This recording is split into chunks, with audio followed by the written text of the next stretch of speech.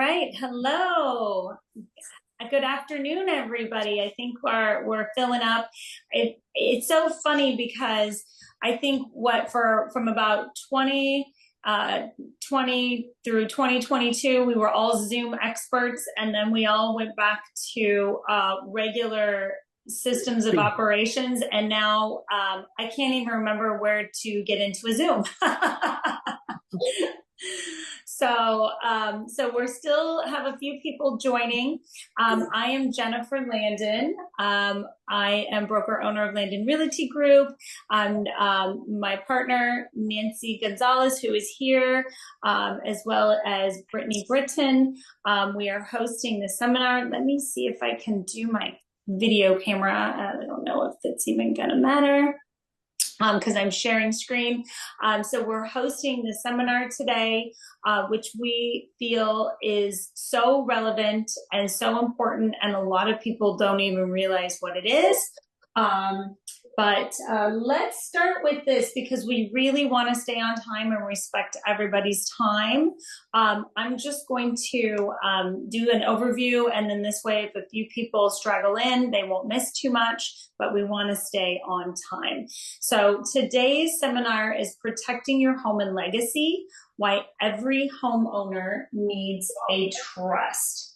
And today, we have presenter Brittany Britton. Brittany, do you want to say hello and introduce yourself? Sure. Thank you, Jen. Hi, everyone. I'm Brittany Britton. I am the founder and owner of Best Coast Estate Law based here in Burbank, and we do estate planning and probate administration throughout the state of California. Amazing. Nancy, do you want to go ahead and introduce yourself? Hi, everyone. I'm Nancy, and I'm a real estate agent for about 6 years now and a certified probate specialist. Amazing. And I'm Jennifer Landon, like I said in the beginning, broker and owner of Landon Realty Group. I'm also a real estate appraiser and a probate specialist. And in a lot of the transactions that I deal with, a lot of them, believe it or not, do deal with trusts. So very relevant. And I see firsthand the benefits of having a trust versus my clients that don't, that have to go through probate.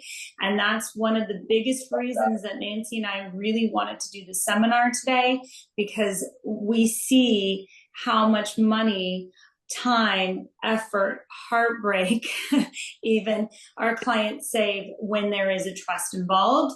And Brittany is so generous with her time to give us a topical overview of this subject. Obviously, we're not going to be able to go super deep for the sake of time, but we are going to hit the main points. All right. And with that, let's get started. And if we can just, sorry, Jen, if we can just remind everybody, just mute yourself if you can, because I think we can hear a little bit of like background noise on some of the phones that aren't muted. And that way everybody can just hear the information. And also, we are going to do a brief Q&A at the end. So if you have a question, please use the chat box. Put your question in right away, and if it's something that Brittany can answer on the fly, she'll go ahead and try to check. Otherwise, we'll be referring back to that chat box afterwards in order to answer your questions, just for the sake of time and staying organized. Okay? All right, let's get started. So essentially, let's start with why a trust. Okay? So, as far as we're concerned, home ownership is a major asset for most family, and how you hold title can impact your family's future.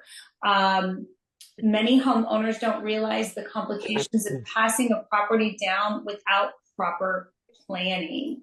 And with that, I'm going to kick it over to Brittany to just talk about why should people have a trust and what happens if you don't. Sure. Okay. So first, I'd like to start by just clarifying home ownership. I hear all the time from my clients, I'll say, or prospective clients, I'll say, do you own your home?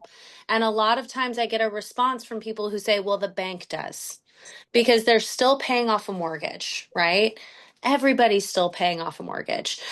So if you own your home as opposed to renting, that's what we're talking about, home ownership.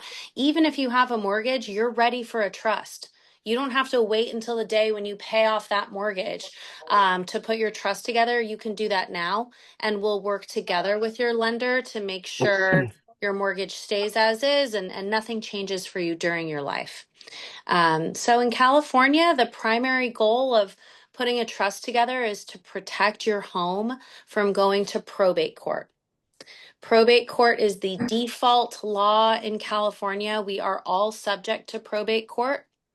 And unless you plan to avoid it, your assets will have to go through the court system before anyone can inherit from you. Sometimes even before your spouse or children can inherit from you. And so the only effective way to opt out of probate in California is with a trust. That is a very good answer. I'm going to just pop through here. You said the P word, probate, and people don't understand. And here's the sad thing I find is that we don't really learn about what all of this is until we lose someone. And usually we're grieving at the same time. So we get a really fast and hard lesson on this process. So anybody that's here, I want to congratulate them for taking, 30 minutes out of their day to be one step closer because, what do they say? The only thing you can guarantee is death, taxes. And probate is both. Mm-hmm. Yes. So we want to be prepared for this. So the reality of probate, we have some things here is what is probate and why does it matter? Brittany, do you want to maybe just touch this point quickly? Yes, yeah. Probate is a division of our county court that transfers assets from a deceased person to their beneficiaries. Probate in California is a long process. It is very procedural, and it has a good intention behind it, which is to make sure that the right people inherit and that creditors and taxes are paid in the proper order as they should be. Got it. And then why probate is a public process and how it affects heirs. Yeah, so this is one of the key differences between a probate and having a trust is the public nature of a probate. And the reason it's public nature is because the state of California says, well, if you haven't planned ahead with a trust, then we need this to be a public procedure so that anyone who you owe money has the ability to be paid back before your beneficiaries inherit. So being public allows anybody who ever wants to come forward and say that you owed them money to file a claim against your estate. And that's one of the key benefits of a trust is it's not public. So if you wanted privacy, you don't want people knowing your business. Exactly right. Yeah. And I will just mention quickly that one of those creditors is Medi-Cal. So in a probate, Medi-Cal can come forward and file a claim against your estate. In a trust administration, they cannot. So if you or your loved one received nursing care from Medi-Cal for decades before you passed away, if everything you own is protected in that trust, they don't get a dime back.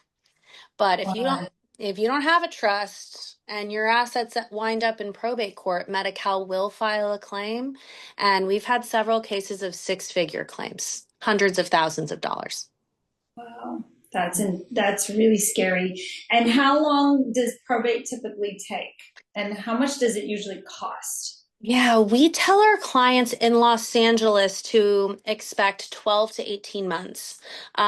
Believe it or not, LA has one of the most efficient probate courts in the state of California.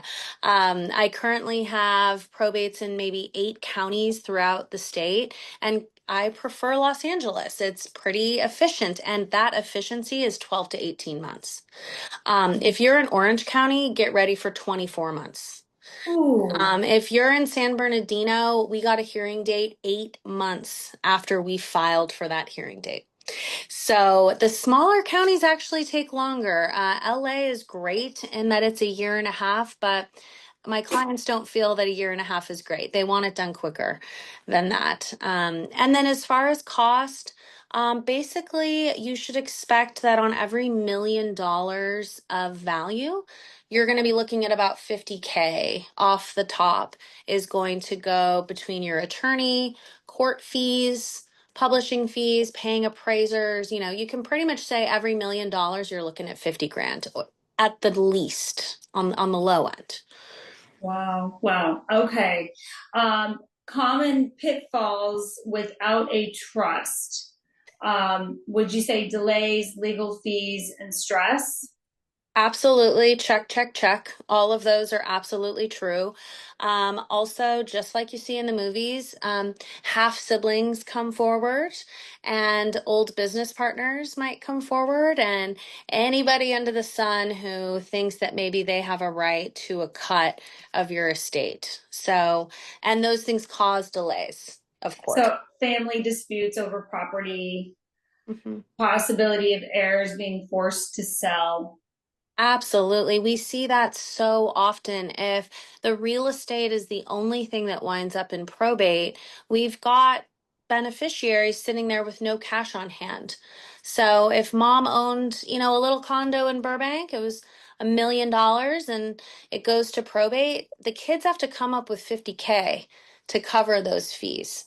And if they can't come up with that cash, they will be forced to sell. Wow, that's pretty scary. Mhm. Okay, so how can a trust protect home and family? Um, and what is it? What does it mean? So, because even I am like trust, living trust, they are used interchangeably. So please, even educate me today. I Sure. don't know the difference. Okay, so a trust is basically the general word, and then we have different distinctions for types of trusts. 99% of people are going to get a revocable living trust. Okay. Revocable means you can change it. You can call your lawyer in 5 years when your grandchild is born or whatever it is, and you can update the terms of that trust. That is revocable. And living actually just means that you created that trust while you were living. Oh. That's all it means. And that's the key to avoiding probate. In other states where probate isn't so expensive, they do what's called a testamentary trust, which means you create it after you die. Mm. It's created in your will. That makes no sense in California, considering how expensive our probate court process is. So, a living trust is what 99% of people in our state are going to have. And that just means they created it while they were alive and well. Interesting. Okay. So I have it's a legal entity that holds ownership of your home while you maintain control. Yes. So when you create a trust, it is an entity. Think of it, it's almost like a business, you could think of it as. And you are the trustee of that trust, which means you have all the control and maintain all the ownership of the assets that you put into that trust. These are the key things my clients are concerned about. Will it affect my mortgage? No, it will not. Even a reverse mortgage will accept a trust as owner of your property. Mm. Will it change my property taxes? Absolutely not. Putting property into a trust, you get to hold on to your Prop 13, hold on to that tax rate you've had for the last few decades. And the other questions I get are, well, what if I want to sell it? What if I want to refinance it? Fine. You can do any of those things because you are the trustee of your trust. You have the control. Got it. Okay. And then I also have it avoids probate. That's the key. Sometimes people call me and think that they're creating a trust so that in case they get sued, no one can come after their property. That's not really the point of a trust in California. The point of a trust is keep your family out of probate court. When you create a trust, you are effectively opting out of the court system and saying that you want someone you trust to privately administer your estate and pass your assets on. Okay. So the key benefits then. So avoids probate Mm-hmm. and property. So this is the big thing that I see. Property transfers immediately to the heirs. Yes. Meaning that if someone passes away and the named trustee, right after everything happens. They can go sell that property tomorrow if they need cash to, say, bury mom and dad. Yep. The only time that we get held up in a trust is literally just waiting for the coroner to issue a death certificate. Right. In LA County, that can take 3 weeks. And that is conceivably as long as a successor trustee would need to wait in order to be able to liquidate or manage a piece of property, in comparison to probate, which I told you in LA is 12 to 18 months. So 3 weeks versus 18 months. Well, and I think Nancy and I can both attest when we handle probate sales, we can't even take a listing agreement until the administrator has their letters of administration, which can take anywhere from 3 to 6 months on the short side. So that property is hanging in limbo. They can't rent it. Nobody technically owns it. It's just nobody has authority to do anything with it. It's a very interesting process. And I think we were both working mutually on an agent situation that I had that come up in our office this week. She has a listing. Her seller is British, moved back to the UK, got really sick, was in the hospital, passed away, was in escrow already because they sold it. But then guess what?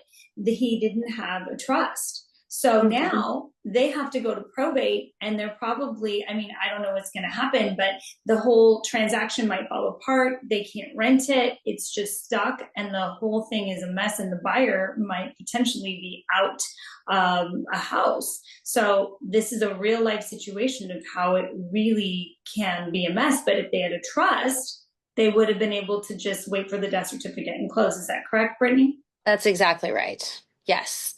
So we have some options. I spoke with that agent and the buyer's agent, and we do have some options to ask for ex parte relief from the judge, which says that we show that this is an urgent case and we need to be appointed. We need letters of administration faster than that typical 3 to 6 month turnaround.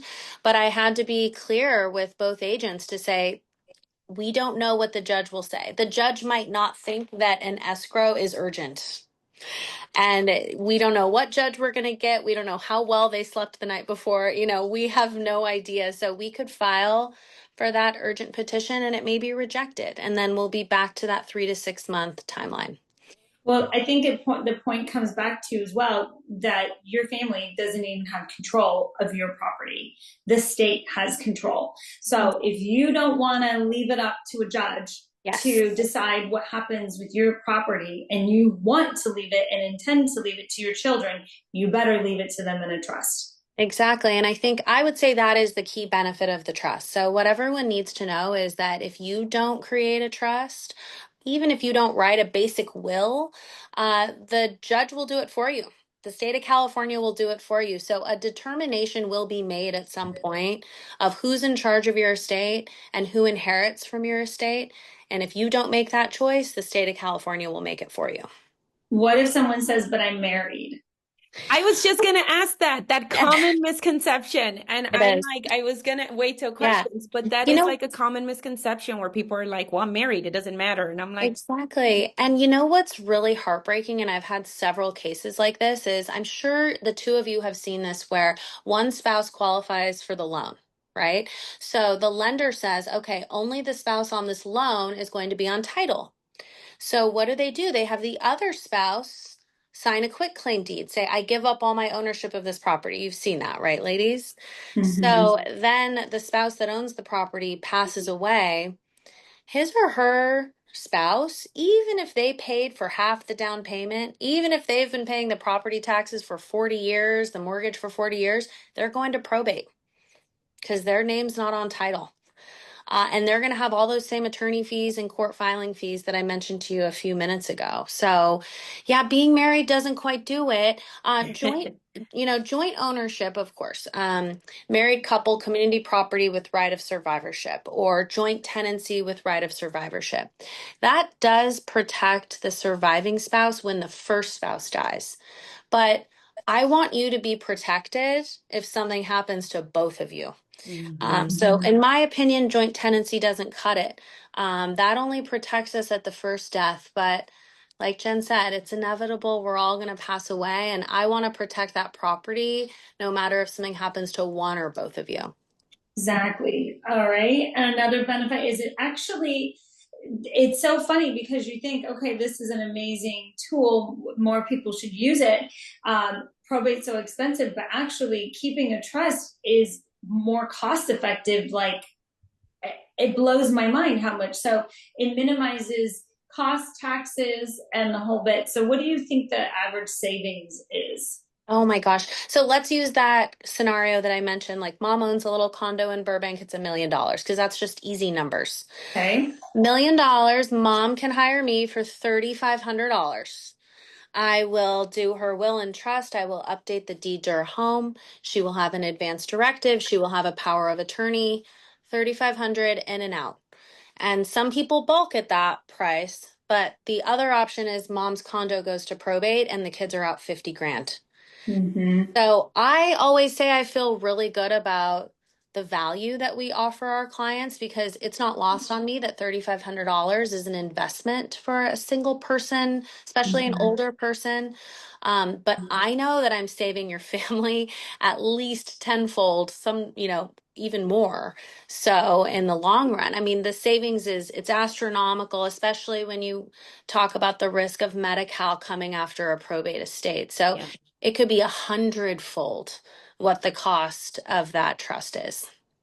Oh, so important. And at the end of the day, too, there's no way to quantify the value of not having your estate in limbo and having someone else making decisions for you and having it be public information. Like Yep. it just feels Yeah. not Every bill, every bank account, everything will be public record. Your kids fighting it out, all of that will be public record if it goes to probate. In a trust, we can work together. Families are saved, relationships are saved when these things are planned ahead of time and done really well. And mom's wishes are very clear. I think it saves relationships. So we've seen it in our office. yeah, And yeah. we've seen it on the other side. We've seen the conflicts with Jen, and it Mhm. is not fun. Mhm. Yes, yes, exactly. And then I think that another thing to think about is for people with minor children and special needs heirs, it allows for controlled distributions and things. Yes, Jen, this is a big one. I mean, I've had clients call me and say, well, I don't own a home yet, so I just want a will. And I find out that they have a 2-year-old and $1 million life insurance policy that they've put the 2-year-old as beneficiary of that policy. You need a trust. Just because you don't own a home, you need a trust. My rule of thumb is if you own real estate in California or you have a minor child, one or the other, it's a no-brainer. You absolutely need a trust. Okay, amazing. All right. So you said the will.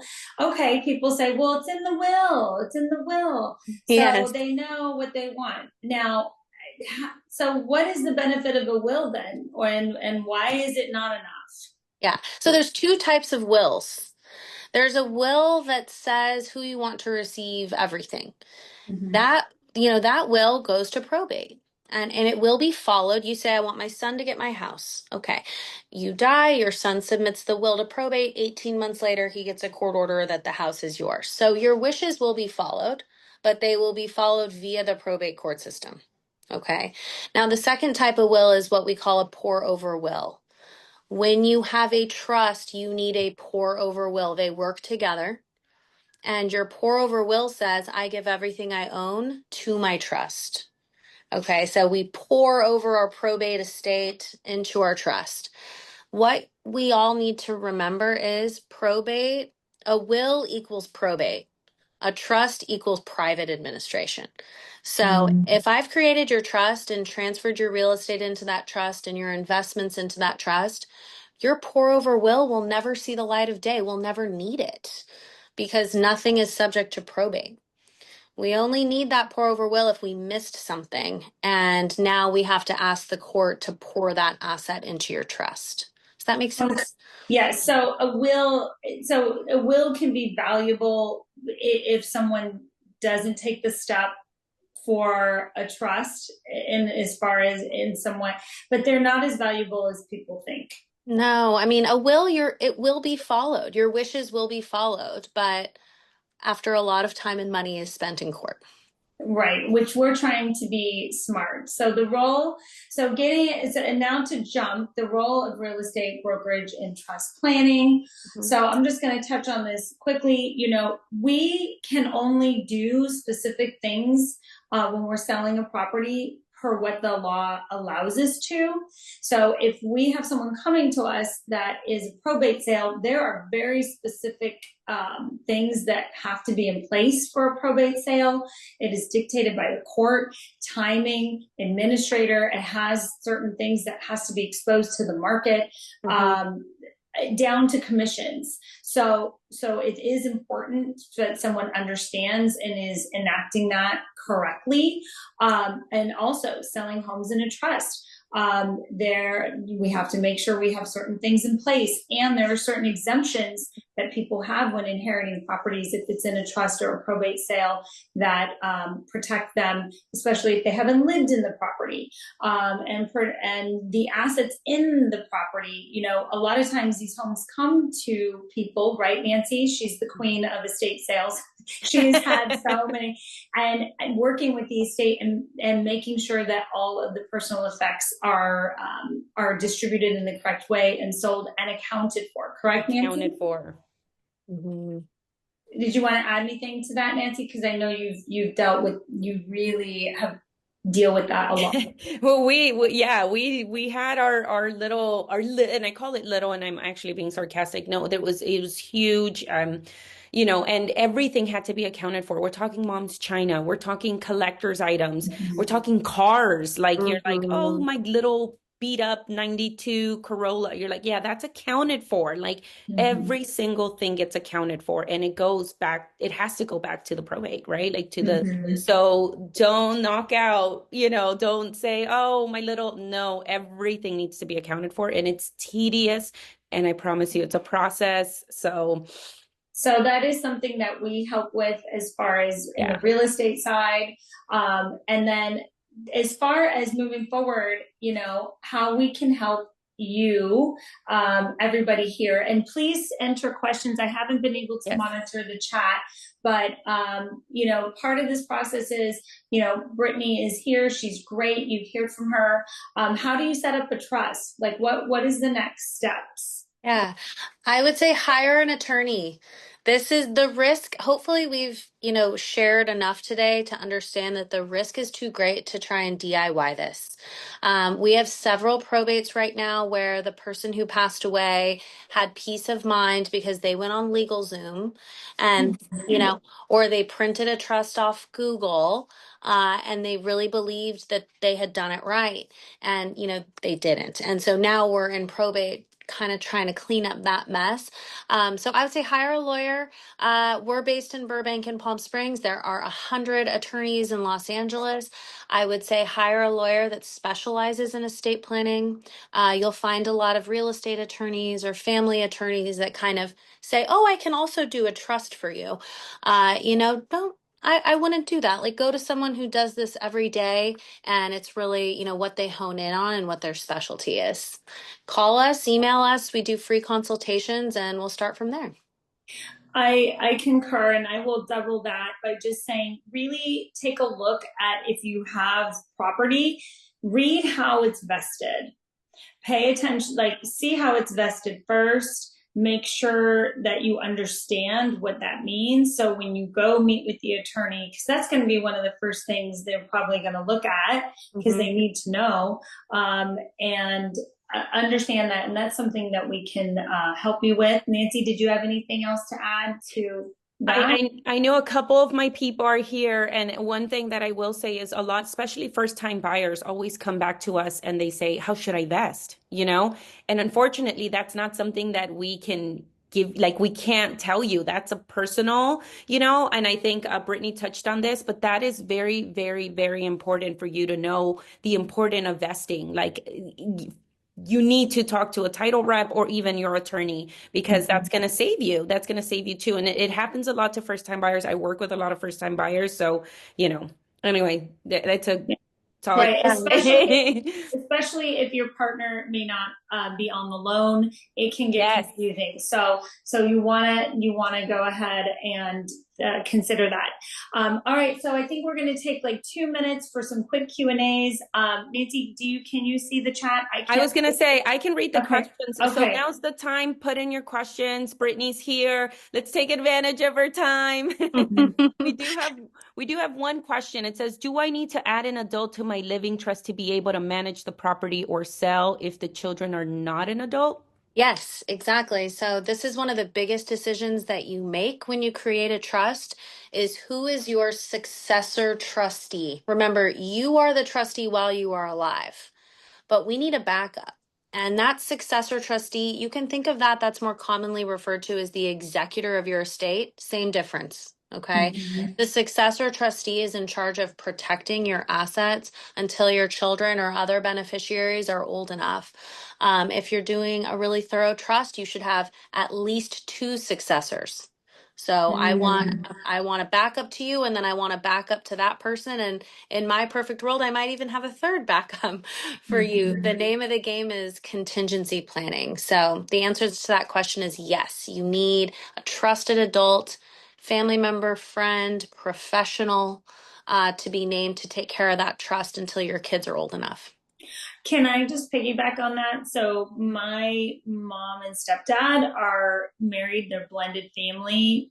Third, second and third marriage for them. All children, adults. Obviously, I'm an adult with multiple grandchildren.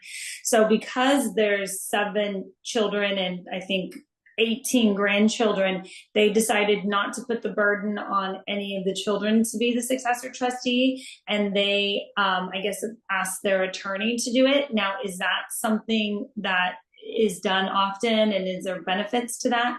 Yeah, it's more common to name a professional fiduciary. So it's not an attorney, Oh, but okay. yeah, a professional fiduciary is someone who's licensed by the state of California, and they're very highly regulated, and they're basically a professional trustee.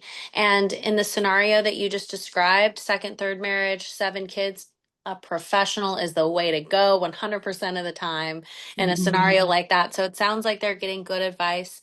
It is kind of some old school attorneys might still put themselves in as successor trustee. It is not, it's allowed. I think there's some ethical shaky ground there because your successor trustee has the right to pay themselves after you pass away. And I don't want to have a financial interest in my client's estate. So I won't name myself, but I will help my clients find the right professional if that's the route they want to go. Got it. I just think it's interesting. People might not realize that. So, Definitely. any other Have questions, any other Nancy? questions? No. No, I think that's it. Okay. Well, we'll leave you with your home is your biggest investment. Don't let probate, legal fees, or family disputes jeopardize it. By working together, we ensure that your home is protected, your wishes are honored, and your loved ones avoid unnecessary headaches. We invite you to schedule a consultation with us or review your current estate plan and property title. Let's make sure your home and family is secured. This is our contact information if you want to do a screenshot. We will also, if you want us to email you the contact information for Brittany and us, if you could just maybe put your email or wherever, unless you were invited directly by someone here in the chat, we will send it on over. And that's the show for today. Thanks everybody for joining in. And yeah, put your email in there so at least we know I know who to send it to, or I will send it to everybody. Yes. Thank you, Jen. Thank you, right. Nancy. Thank you, you, Brittany. All right, everybody, have a great day. And this will be posted on YouTube, so if you want to go back and review it again, okay? Okay. Okay, have a great day. Bye. Bye.